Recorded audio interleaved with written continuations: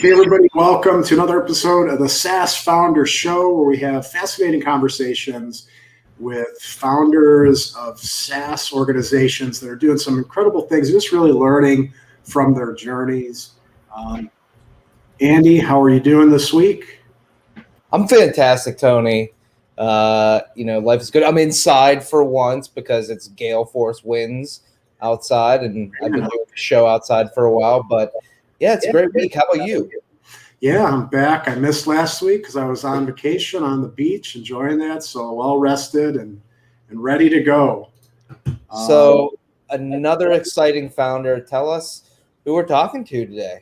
Yeah, so we have Dr. Marie Sastry. She's the founder and CEO of Amesite, and they're an artificial intelligence software company providing advanced AI-powered online learning ecosystems for business and higher education. So let me bring her on, and there we go. Hey, Anne-Marie, how you doing? Hi, Tony. Hi, Andy. Thanks so much for having me, and thanks to everybody in the audience for coming along today. Absolutely. I'm excited that you're here. Just to get started, so I gave the high-level overview of what Amesite does, but can you go ahead and tell us kind of the origin of where did the concept come, and how did you turn an idea into a business? Sure. I got to tell you, on this journey, and I'm sure many entrepreneurs would tell you guys the same thing, and that is that you have an idea, you have a lot of passion behind it, and the thing almost self-assembles. The thing almost assembles itself in front of your eyes. You pull a team together, and they often have, hopefully more, the vast majority of the time have better ideas than you do. And so the thing winds up being its own organism. But the short version is I was a professor for a long time. And I'm an engineer by training. All my degrees are in mechanical engineering, applied mechanics, undergrad Delaware, PhD Cornell. Then I went off and programmed in the Big Cray at Sandia National Labs. Then I became a professor, and I was there for 17 years. I was a chair professor, started a couple of research centers, started a big global graduate program, started a company. And that's when I sort of started to understand what impact you could have as an entrepreneur, because the company I started first, Sacty3, was a solid-state battery company. It was very successful, great team. Ended up setting a world record for energy density of a battery cell, won a bunch of awards. But the main thing is coming out of the university and starting that company, and then ultimately leaving the university to run that business, I learned that it was an incredible way to create something out of whole cloth and really make an impact. And so when I sold that company to a company called Dyson, stayed on for a couple of years as an executive at the acquirer, and then decided to leave and start this company, because the problems that I saw in learning markets and education fundamentally were really around access, but not only access, retention. And the nearest term way to educate a lot of people is to do it online. There's no question about that. People spend incredible amounts of time on their screens, on the internet. And the experience was terrible. The experience in learning on the internet was terrible. It was like the worst experience on the internet. And it was frustrating to me because at the same time, student debt was piling up, $1.6 trillion now and counting. And the last 9 years in a row, few Americans gone to college. And the educational products were there, but they weren't being delivered in a way that people could really get access. The retention rates in the MOOCs and other free vehicles were very poor. And having done an online program myself when I was a professor, and it became large and successful, but the tools I had to work with were not very good. So I thought, okay, if you want to make an impact here, if you really say, you sincerely want to move the needle, you sincerely want to get educational opportunities in front of people, what are the skeleton keys? What are the ways in that you can do that? And the answer was a light bulb moment. It's a software company. Do a software company. Build software that helps people pay attention and keeps them engaged. And that's where Amesite was born, if that helps. Yeah, that's great. And I love that quote there. You just said, what are the skeleton keys, right? So what are the, fastest ways to get in there and make an impact and make a difference? So that's fantastic. I would love to, go more into Amesite in just a second, but I would like to ask, you were CEO and founder of your past company as well, is that correct? Mm-hmm. Yep. What were some of the lessons learned that made Amesite a lot smoother? I'm sure there was a ton that, made it a little bit easier second time around. For sure. Although anybody, I mean, people ask me, should I be an entrepreneur? It's like, if you really have doubts, don't do it. It's sort of like math or music. It's calling, and it's tough, and it's hard, and you're always, battling inertia, battling a system, whatever it is. And so you really have to believe. There are a lot of things I learned, and I'm still learning. I mean, I think, it's a sign of life to be learning, right? So I don't feel like I'm at some magic plateau where I just know what the next thing to do is all the time. Probably the most important thing is to bring great people on team. Just really bring great people on team. And it's actually not as important what someone knows at the point that you join forces. It's much more important what their potential and what their attitude are. And finding people who resonate with the mission is very, very important, because they're going to take it places you can't. I tell my teams 99.999 add as many nines as you want % of the time. I'm not in the room. It's up to the people on team to carry the work forward, live the values, and pursue the mission. And so finding that alignment and hiring is the most important thing you do. Yeah, it's great. I kind of want to continue on this dichotomy of the two companies. I just be curious. They seem like they were very different. They're very different. So can you talk about the mindset of, growing a business that seems like in the first round is more of a, physical product, and then moving to a digital virtual product? Sure. Yeah, Sastry 3 was a solid-state battery company, and because of that, we managed hazardous materials. It was a safety facility, a safety culture. We had a machine shop, several big laboratories, lots of equipment, and the culture had to be a safety culture.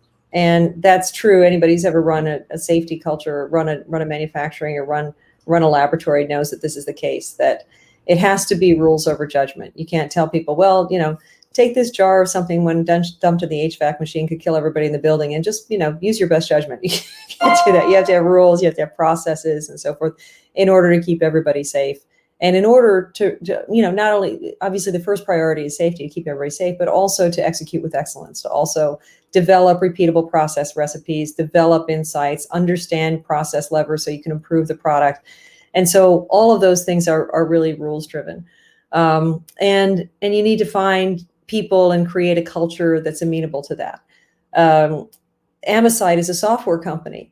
And as everybody who's watching this, who's interested in SaaS knows, it pretty much, if you can dream it, you can make it happen. And the worst thing that's going to happen to anybody at Amesite, I like to say, is maybe somebody gets a paper cut or something. I mean, it doesn't have to be so at Amesite, really, it's judgment over rules. You don't have to have a bazillion processes. Obviously, for product, you have to have processes for rolling things out, and QA and QC that make sure that we're delivering for our customers and make sure we're delivering for our shareholders repeatably. But in day-to-day processes, you'd like to minimize that. So it is very different. There are some common features too, which I'm happy to talk about. But yeah, I'd love to hear about that. Oh, sure.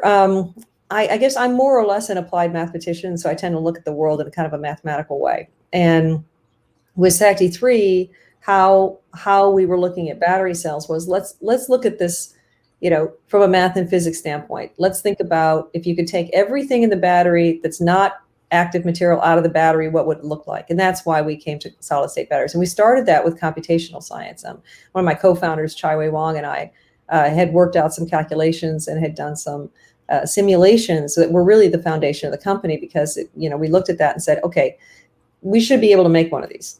It won't be easy, but there is a mathematical solution which doubles or triples energy density in a battery cell. And so that was really the root of that. With Amesite, it was a little bit different, although there were some proof points in other sectors. Social media, video games, even banks have been able to keep people's attention on the internet using AI. But education had not really gotten the memo on that. And so I thought, well, if I do a software company this time, rather than try to do battle with all the good companies and all the 3,300 colleges and universities, they're all trying to do a good thing. Help them, be that last mile, be that last mile, be the software company that they need so that they can deliver the learning that keeps people engaged. Because I really, I don't believe that it's enough to tell people, hey, take your medicine, come to class, do this because it's important. We are fighting for attention in whatever we do. And just because learning is a good thing for people to do for themselves doesn't mean you don't have to work at it to make it interesting if you sincerely want people to succeed, if that helps. Yeah, for sure. I'm kind of curious, going back a little bit to the origin story or the startup of Amesite is, what did it look like for you? And partially coming out of another startup in some ways, but did you, bootstrap it? Did you build a team or did you start small? Like, what did the first 6 to 12 months look like for the company? They were actually pretty hilarious. I mean, I decided that I was going to leave my position at the acquirer. It was a good position. I was well treated and stuff, but I was climbing the walls. I knew there were other things that I could contribute, and the education thing kept nagging at me and nagging at me and nagging at me because I had seen it from both sides or many sides. I've had a .gov, .com, .edu, .org email addresses. I've gotten to do a lot in my life, and wherever I looked, there was this missing piece, and it was just bugging me. And I thought about, well, maybe I did okay in my last company. Maybe I can make some donations and try to help out that way. And it was way too expensive. It was way too expensive to try to create something that way. So I thought, okay, I'll do a company, but I'll do a software company, like I said, that doesn't fight the system, but helps it, right? Create that last mile software company and really come up with a business model where we can help everybody succeed, the learners, the deliverers, companies, universities. And I think we did a pretty good job with that. But the first few weeks were kind of like, and I'm sure many people, maybe not, maybe it's just me, but have had this experience of just feeling tortured by an idea, just like, so I would sit in front of whiteboards and draw sketches, like where are the energies here and who needs what and what are the market sizes and what is the willingness to pay and why are there these gaps in understanding it. I was reading papers on behavioral science and AI and markets and learning and internet protocols and all kinds of things. And it was just this massive soup. But my husband would come home as I took a few months to think about things before I started this. And he would say, well, how's the new company going? And every day I would say the same thing. It's going awesome.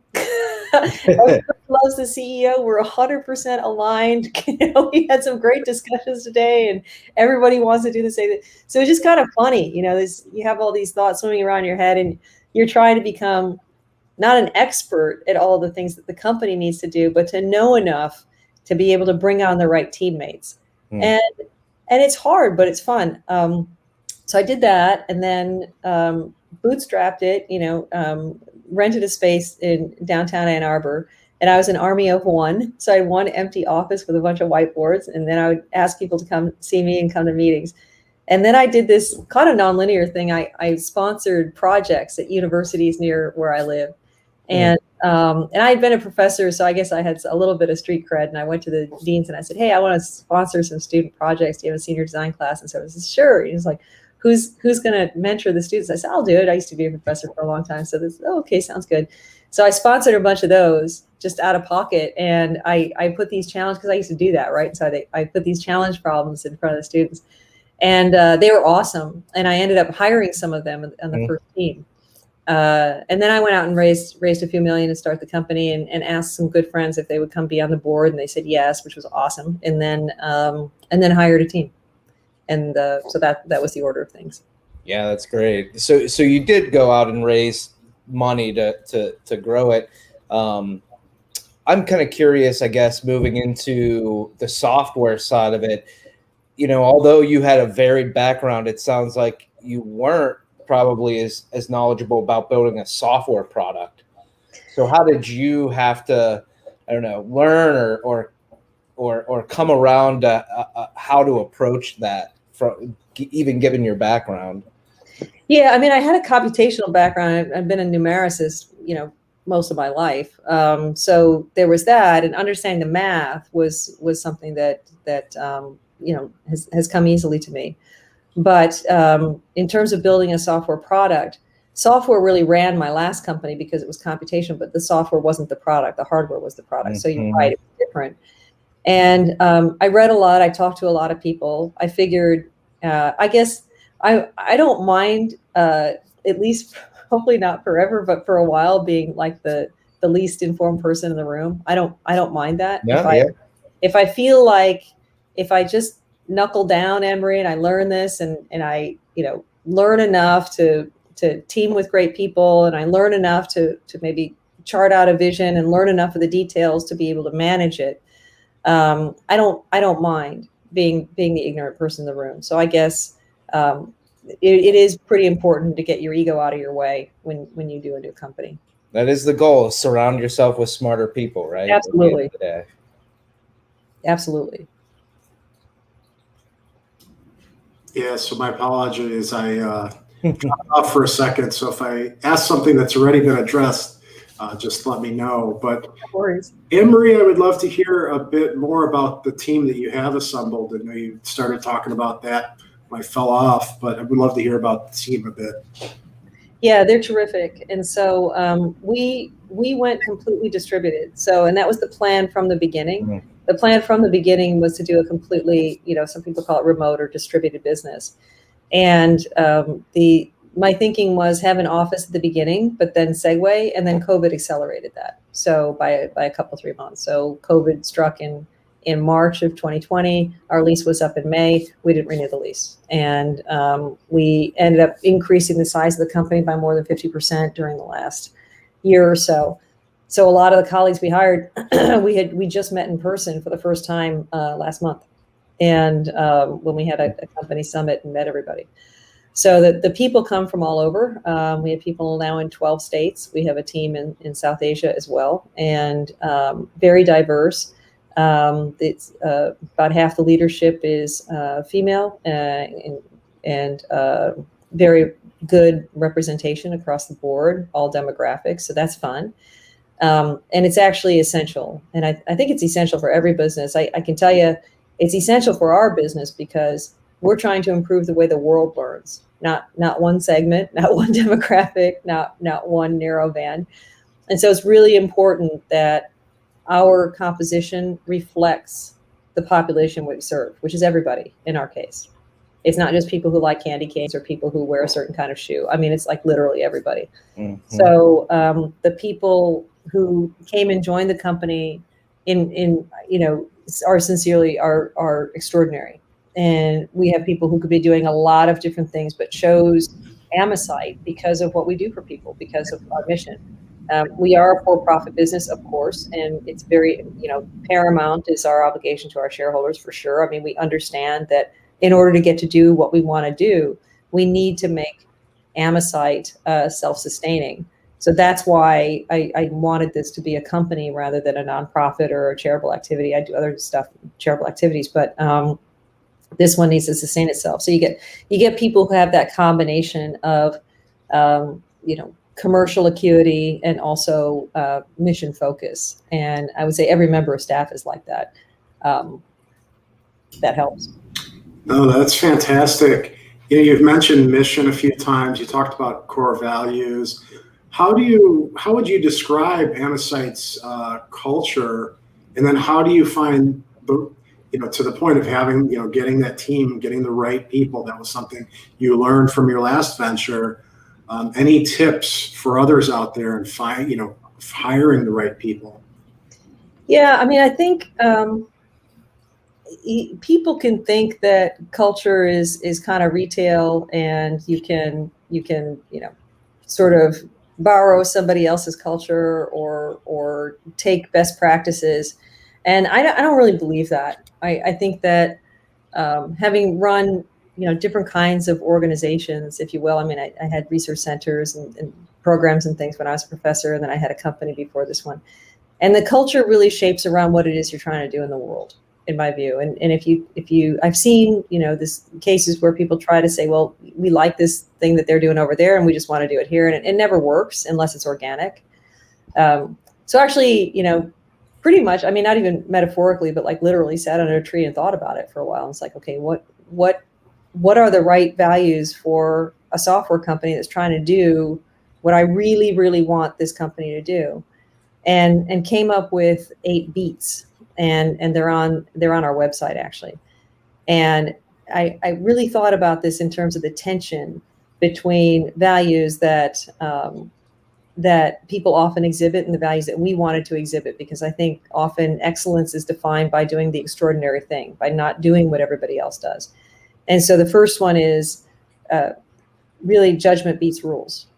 And for what I said about my earlier company is not always true. I mean, sometimes rules have to be judgment, for heaven's sakes. But in this case, judgment beats rules, because we want people to take chances. We want people to be autonomous. We want to push a lot of authority forward, because in software, you can get so many cycles in, even in a single day. So why not? Just try it. Just go, go, go, go, go. The second one is measurement beats conjecture. Which is kind of the embodiment of a pet peeve of mine when people sit around talking about things like, well, what about this? What about this? Like, or we could just look at the data, or we could do that. So I always coach and encourage people to take measurements rather than pointlessly conjecture, and then bring those measurements and then conjecture based on the measurements for sure, but start with measurements. The third one is humility beats arrogance. And I'm a big believer in that coming into a room and saying, okay, every single person in this room is better at something than I am. Your job as a leader is figure out what that thing is, empower them and say, go. And make sure that everybody is operating on their long axis to the best of their ability. And that requires humility. That requires coming into every room thinking, not I know everything, or I know exactly how this is going to go, but it's important to me that I know what people's strengths and skills and gifts and talents are, so we can come up with the best way. And then the rest of them are on the website if you want to look at them. But I could go through them all. But those 8 beats really became our culture. And it was a negotiation, plainly stated, when I brought on the first team members and said, look, this is how I'm thinking about our culture. Do you think you can get down with this? Do you think this makes sense for you? And if it doesn't, we're probably not a good fit, and that's cool. But this is how I'm thinking about it. And how do you think, and how do you see these values? And that's really important, because if the culture is just a top-down thing that winds up some pointless set of phrases on the back of your company badge, it's not gonna be real. So really, people have to read them and say, okay, in my part of the company, in my responsibility for the company, transparency beats manipulation, because we write straightforward contracts, or we write code that's documented properly, or we write agreements with our consultants where we have spelled out what the expectations are on both sides. So people making those their own is very important, if that makes sense. I love those beats, and I love the values. I'm such a big fan of getting them right. Like, I've met so many companies that I call them vanity values. They come up with these ideas that are just set an impression to the outside world, but they don't actually live by them, and they don't define the people that they are. And it sounds like you've really made it part of this is who we want to be and the people that we have around us. I like what you just said there, which is, sometimes they can be, sort of light, right, in terms, Andy, of how they're practiced. And the thing is that I don't think that comes from a bad place. I think a lot of us, most people I know have at least a few heroes. And so they sort of look at their heroes and they say, wow, I love this characteristic, or I love this about this person or this organization or what have you. And they say, let's just do that. And it's light, because it's like, well, it's just a template that looks good over there. And it's actually real work to say, I may admire that, but does it really apply to me? Or does it really apply to what I'm trying to build? And sometimes it does, and sometimes it doesn't. I admire a lot of people in the nonprofit world, and I work a lot in the nonprofit world, but Amesite is a for-profit business. So some of the things that I admire about those organizations and people just don't fit or don't apply to our organization, if that makes sense. So making that extra step of not just having the humility to be able to admire other people, but also really thinking deeply, is this appropriate for what we're trying to build here? Yeah. One of the things that's interesting right now is everybody's talking about it's hard to find people, and good people at that. And I think every company struggles with keeping good people. Have there been ways that you've, outside of what you've talked about now, develop the culture to try and really attract great folks and then keep them in the company? Yeah, I mean, treat them nice. I mean, we That's a have good start, right? I mean, we have a practice, and by the way, that doesn't mean make it easy. I'm not a believer in that. One of our values is growth beats comfort. And so we try to be very forthright with people when they interview or even before. If you're looking for something which is like, you're a point in your life where you need to know exactly what you're doing every single day, and you need a JOB, and your other, the other things going on in your life where you really don't have the bandwidth to have passion for your work, then we're not a fit. We are like a high performance sports team. We are trying to crush it every day, and it's not for everybody, and that's okay. But we try to be transparent about that. If you join, you'll get a more than fair wage. You'll get great benefits, and we'll promote you before you ask if you're executing with excellence. And I think we promoted everybody on team who's been on team longer than a few months. That's a goal. That's an organizational goal. It's like, I ask my managers, it's like, okay, who on your team is crushing it? This was great. This is great work product. This is awesome. Who did this? What are we doing for them? And the goal should be that everybody is always moving. Everybody is always moving ahead professionally, being promoted. We also have what we call PDAs, which I did my last company too, so professional development activities. And we really put a lot of thought into those and require that not only they advance the company, obviously. I mean, the PDA has to do something, have something to do with the company's execution, but also advances them as a professional. Because at the end of it, we're made out of people. So our people being skilled, and again, that's walking the talk, obviously, for what we do as a company, but it is very true, if that helps. Yeah, I would now just kind of turning to the product. We always talk to founders about, how do you come up with the feature set and the roadmap for a product? Because I think especially in the early stages, a lot of founders have big ideas and a big vision of where it could go, but there's the reality of, how's the rubber meet the road? So in those early stages, especially, how did you think about, what the product was going to be and where you focused your time and resources? So my foci from a product standpoint were on two things only, really, in the earliest days. One was on the user experience. And so the design and technology that produced that great user experience. Why is it that people go to an application? Why is it that people stay? What are the combinations of challenge and reward and communications and engagement that get people to stay? And so I did, something semi-weird, which is, looked at a bunch of platforms that I use, but also signed up and got credentials for all kinds of platforms and started to just make lists. I don't, tend to write these down. I tend to keep them in my head, but I just made mental lists of, okay, what are the features? And then I started to make spreadsheets. Okay, what are the features that I like? And then if you clean sheet of paper, we're going to invite someone to a learning experience. What would it look like? Don't look at any other platforms. Who cares? They're not working great. Nobody likes them. So what would that experience? What would be the look and feel of that experience? So that was the first bucket of things, was user experience, design plus tech, and the second bucket was really about scale. So how do you launch a system where you could literally teach anything to anybody, any place on the planet, anytime?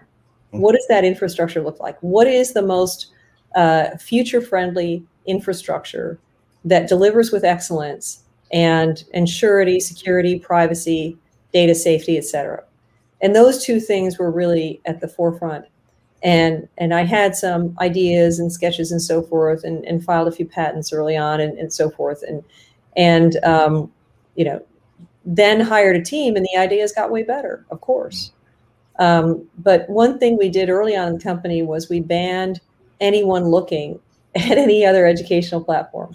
Interesting. Don't bring it, because most people don't like them. and we're trying to compete not with ed tech companies. That's not our competition. If we sincerely want people to stay in a learning experience, we are competing for their attention. So we're competing with anything else they could be doing online.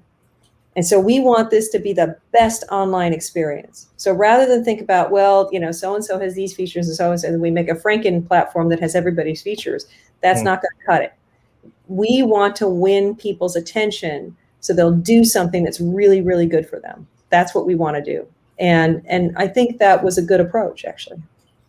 That's a new one out of all of our founder interviews, the band looking at, the competitors or what's out there. So I think it's such a really interesting point. I mean, has that changed at all, or is it still the mindset that, we're playing this game for our audience and, we don't care what other people are doing because they're probably not looking at it the right way?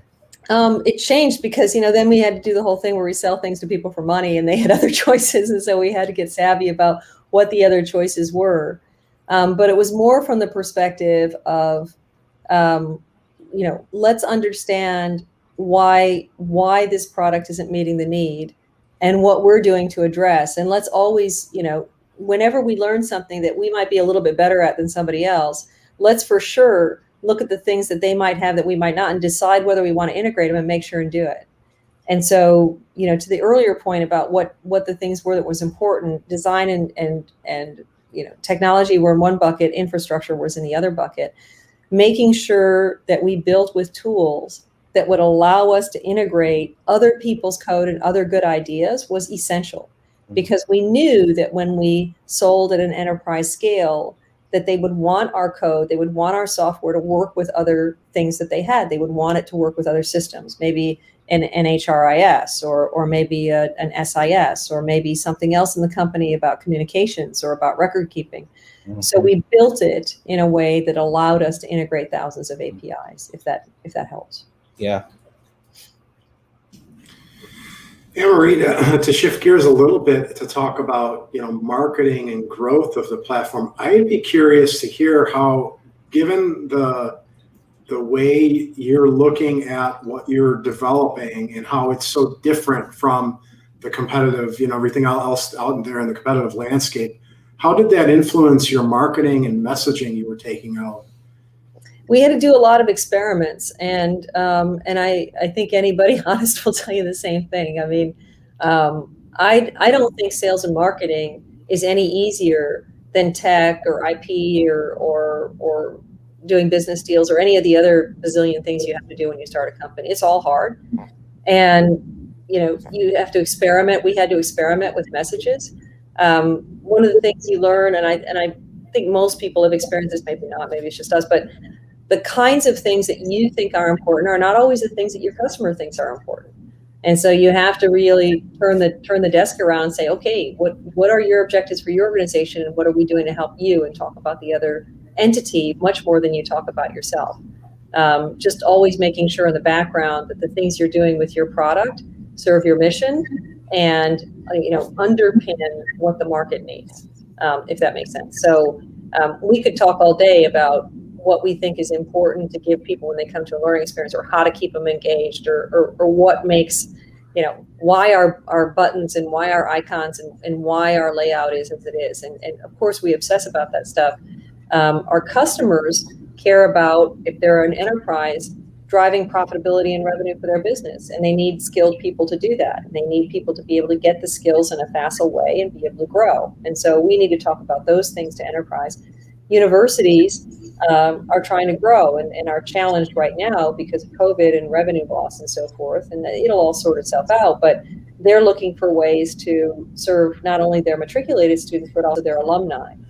And so, communicating how you can set up an ecosystem very fast that does that, that's turnkey, that's branded to you, and allows you to do that without growing your own infrastructure, do it in an asset-light way, is very important. And us being able to tell those stories in a way that's compelling. So we tell them in different ways. We have sales assets, we have ebooks, we have blogs, we have landing pages, we have ads, we have organic, we have all kinds of different ways of talking to our target audience. But we do talk to them differently in a way we would talk to a new hire, say, on the tech side, if that makes sense. Yeah, and going back to the point that sometimes your customers, your users are looking at things differently, or they value different features. more than, your perspective. What are some of the ways that Amesite is collecting that user feedback for purposes of both the marketing as well as improving, from a development standpoint? What are some of the touch points, and how do you guys manage that user feedback? We ask them. We ask them in surveys. We ask them in meetings. We set up regular meetings with all of our customers. We set up meetings with our users. We survey them. And we also survey our own people. We talk to them. We say, well, what was hard about this? What was easy about this? We're in communication constantly. I view my role, a big part of my role, is explaining everybody to everybody else. And to do that, I have to listen, and our leadership has to listen and say, okay, understand what the barriers are, either the barriers to executing a particular campaign or a sprint or even a purchase, and then helping people dismantle that, or helping, explain the story in a way that both sides can come together. So lots of communication. Communication in and of itself is not sufficient. You can listen all day long, but if there's no execution, it was a waste of time. So really seeing yourself every time you go into a room is explaining a situation, a person, an entity to another situation, person, or entity. Very important, if that helps. Yeah, that's good.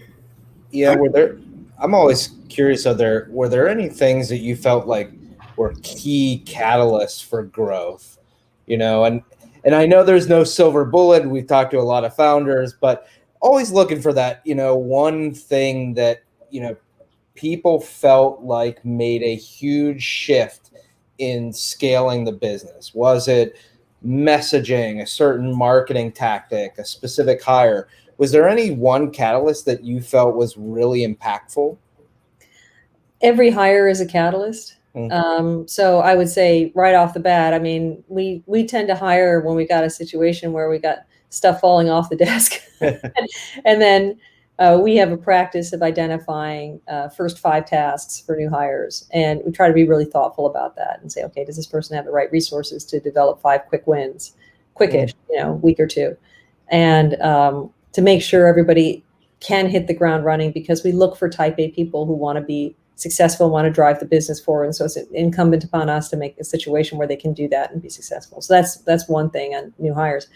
In terms of external catalysts, there've been many. We did a lot of experiments. We rented a billboard one time. We have done radio. We've done all kinds of different channels just to see who was listening and what they were listening into. And everybody who's run a business knows this. Nobody knows what they're doing. If you've started something, you're probably the only person doing exactly what you're doing, the only entity that's doing exactly what you're doing. And there are always going to be lots of data and lots of case studies and lots of experts who say do it this way, but they're not worth 1 gram of experience. You have to try things. You have to be willing to fail, and then you have to react quickly. Catalysts for us, understanding how to talk to people, talk to our target audience on social media was very important. Understanding the right mix of empathy and challenge, especially during COVID, was very important. Giving people a sense of optimism that yes, education can be better online, while acknowledging, we know the struggle you're going through.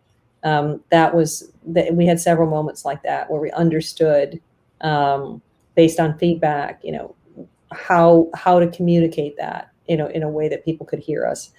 In terms of customers, we got our first customer really early on, and we had to accelerate product development to meet that. So we actually launched on another stack. We were like an overlay on another code stack, even as we were building in the background a full stack solution.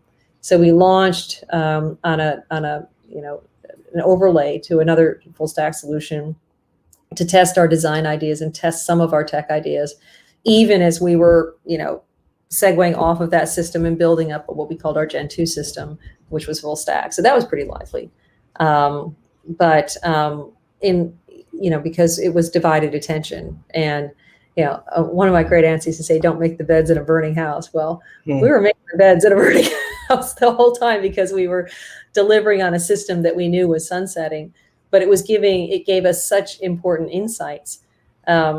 Early on in delivering for our first customer, about 2.5 weeks into the first courses, we found that people weren't using a critical element of the system the way we had anticipated.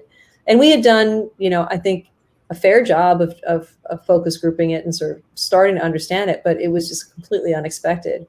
So we had a meeting, and in I think 3.5 days, including a weekend, we completely rewrote the first pages. We just completely rewrote them. And there might have been an all-nighter or two. And the decision was, we can either leave it as it is and let everybody finish the semester knowing that this element is causing confusion, or we can do what we think is the stand-up thing and just bloody well fix it. And so we did that, and we explained ourselves. When we came back up above the waterline with this new solution, we just overnighted it and came back up and explained it. And the product got great reviews. So we weren't punished for that early mistake. Instead, it was kind of a non-event. And I think that was good learning for everybody on team, that you just, kind of do the right things, make the right decision, make that user experience great. I've heard that as a common trend on this show with founders is I don't want to call it, some cases vaporware, where there's, a first product that really is just there to test the market, and it's not full featured, or it's built on another stack, or behind the scenes, there's a lot of manual processes. Is that something, now that you've kind of gone through that, if you're talking to other founders, do you think that's a successful way to go about, doing things, is looking at it from that perspective? It depends on what you're doing. I mean, certainly we were able to handle a lot of processes manually. They weren't manual, but the hard part for us in our Gen 1 was, I would say, making the pieces work together from a technical standpoint. So we were constantly fixing things. We weren't, sort of the man behind the curtain, but we were really trying to integrate the technologies, the overlay that work that we had done with the borrowed code, least licensed code stack, obviously. But so that was challenging. I would say the big learning from that was how to do rapid deployment of new code. And it taught everybody the mindset of, okay, 8 bugs, Friday, 4:00, gotta be up by Monday. And we do have a policy at the company called REST, which is required external Slack time. So we have, I would say, very sane work hours now. But when we have an evening or a weekend, it's a manager's responsibility to give people time off, to compensate for that. So up to them, whether it's a Tuesday morning, Friday afternoon, whatever it is, figure it out. But you can't sustain that. But having gone through that experience, it really helped create a mindset of you do what's needed. You do what's needed. So I don't think anybody's first product is ever fully ready. I mean, I brought examples to the team when we had bugs, like, look what just happened, and I won't name the companies, but there are software giants in the world that have had bad rollouts. And so I would bring news articles into team meeting and put them on the big screen and say, okay, this happens to the biggest, most impressive companies in the world. It's going to happen to us. It's not really a question of whether or not it happens to us. It's how we behave when it happens to us, and 100%. Fix it in a transparent way, right? Yeah, no, I totally agree. And I mean, that's the sign, I think, of a successful team is, how you react to something, especially when it is a challenging situation. Right. And that's so important. And do you get better as a result? Do you improve your processes? Do you get better? I mean, are you gonna remake mistakes, or only, like I said, I like to say, only fresh mistakes, only fresh mistakes, right? So learn from them and get better, right? Yeah, I agree. How has your, thinking about your product changed now versus in the beginning? What are you really thinking about where it's going to go and how you make those decisions about the future of the product? It's based on need. I mean, when you get out there in the marketplace at first, you have an idea of what you think people ought to want, and then there's what they actually want. You have an idea of what you think people are going to do, and then there's what they actually do. So more and more, you rely on market signals rather than your imagination. From an R&D standpoint, you're always imagining things that your customer cannot imagine because they don't spend nearly the time thinking about that one little part of their lives that you do. So, but as you go along, you have different people in those functions. You have, whereas the founding team, the early founders are kind of doing everything, kind of listening to the marketplace, listening to the customer, imagining things, executing new things. Then you find that people are getting differentiated in their roles, which is good and healthy. And some people will play all octaves of the piano, but more people have more of a focus on what part of it that they do. And that's really fun because when those people get together and exchange ideas, there's a lot of understanding.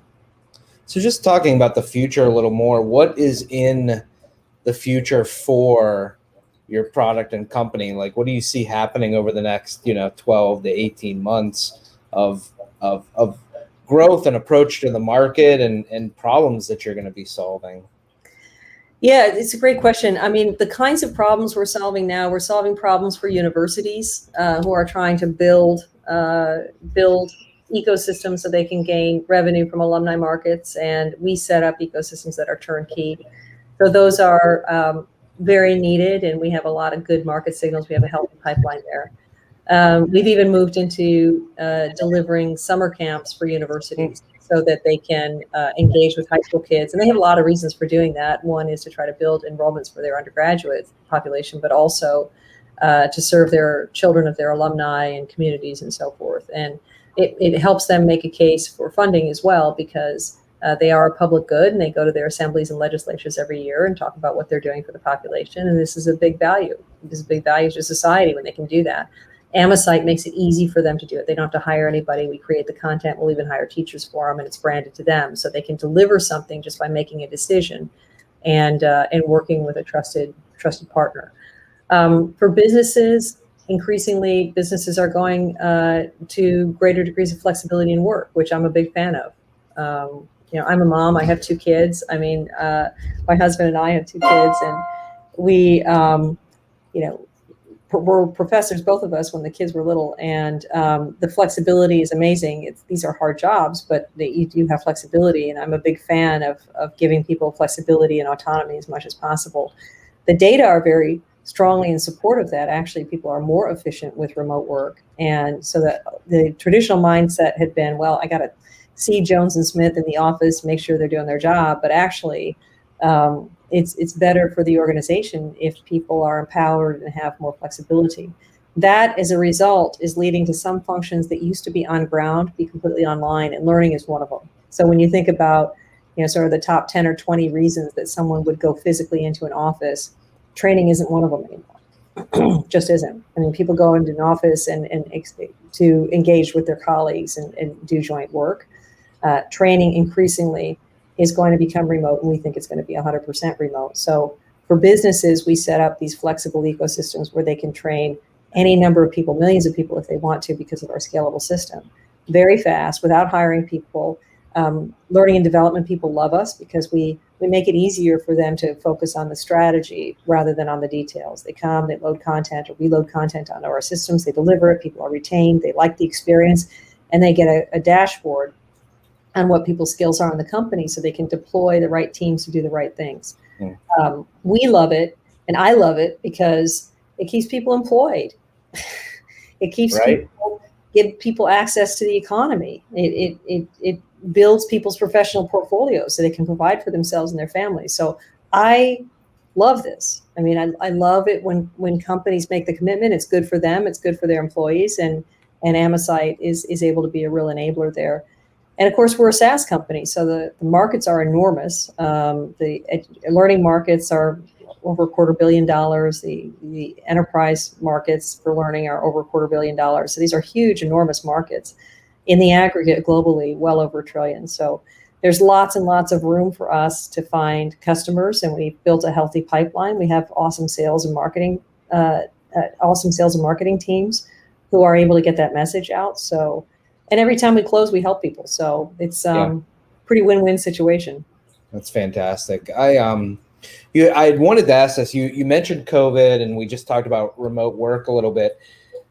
I'm curious how the COVID situation impacted your company, but I really like to look at it more from a situation of not COVID specifically, but how do leaders manage through and handle external influences that are major on their, in their companies?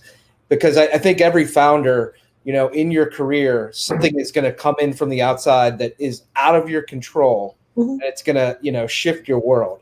So can you talk about either COVID or your thoughts around the idea of how you manage through internal or external impacts?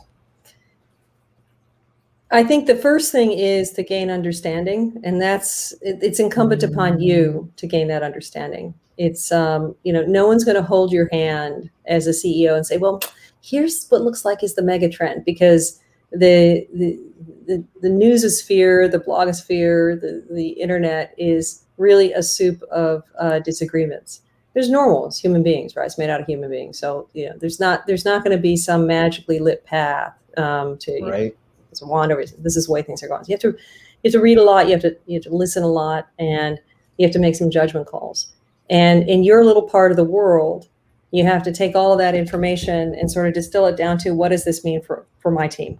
What does this mean for my team? What does this mean for the way we operate? What does this mean for what we're doing in the world? That's first. And second, what does it mean for our customers? Because you can't even really think about the customers if you have a non-functioning team. Yeah.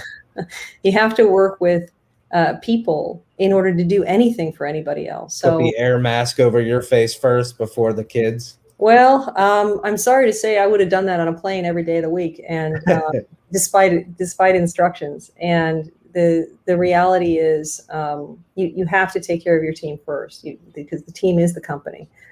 In terms of how you lead through change, you have to walk the talk.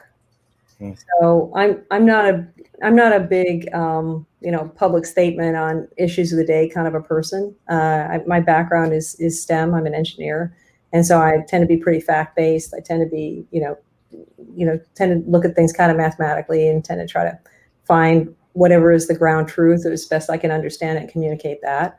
But then really communicate it. Then really explain it. It's not enough to say, hey, this is the vision. There's got to be a why. There's got to be, this is why. This is what's in it for you. This is what's in it for our customers. This is what's in it for colleagues. This is why. This is why we do this. And I learned for the years I was a professor, many years, that people need to hear things about 3 times or so before it sinks in. And there's behavioral science on this as well, but it really is true. So the first time is mostly just to get their interest and attention, because there's lots of other things people could be doing with that frontal cortex. So, but you have to be willing to repeat things and change the message, alter the message, position the message so that it's understandable and it resonates with people. And that's about it. You definitely have to make some tough decisions and some tough calls. But if you're communicating the whole way through, you'll bring people along for the ride, is my experience. Amesite has already won 6 Workplace Excellence Awards, which I'm super proud of. And on behalf of the team, it's not me, it's the team. And 2 of them national. My last company won 8. And so, having that speak for itself, I think, is important. And knowing that you're not going to make everybody happy. I think we try to be transparent about what we are and what we're not. We're not an easy job. We're not a job where you come to the office with a stack like this, and in the day you have a stack like this, and right. That's not us. And that's okay. The world needs those jobs for sure. It's just not our job right now. Maybe someday in the future we'll have some jobs like that. I don't know, but we don't have any jobs like that now. Yeah. And so being clear about what the values are in hiring is also very important. That's great. So before I kind of ask a closing final question, I'd be curious, can you tell our audience a little bit about how they can reach you and where they should go to learn more about Amesite? Absolutely. Just reach us at info@amesite.com. And we're always happy to get information and insights from the people we serve and from our shareholders. So please reach out anytime. That's great. So, I've asked the same question of every founder that we've interviewed, but if you were able to go into the past before you started the business and have coffee with yourself, what advice would you give? None. Because that's a really interesting question. None, because I don't really believe I've figured everything out. And my younger self made the decisions that led me to the life I have now, where I think that I'm very, very, very lucky, and personally and professionally. So I would give no advice, just none. That is the first time we've had that answer, and I 100% respect it. So that's fantastic. Sorry, I don't mean to dodge your question. I just never got that question before. No. I think that's great, and I mean, there's something to that. Timeline. I wouldn't do anything to disrupt the timeline. You definitely are thinking about it very logically.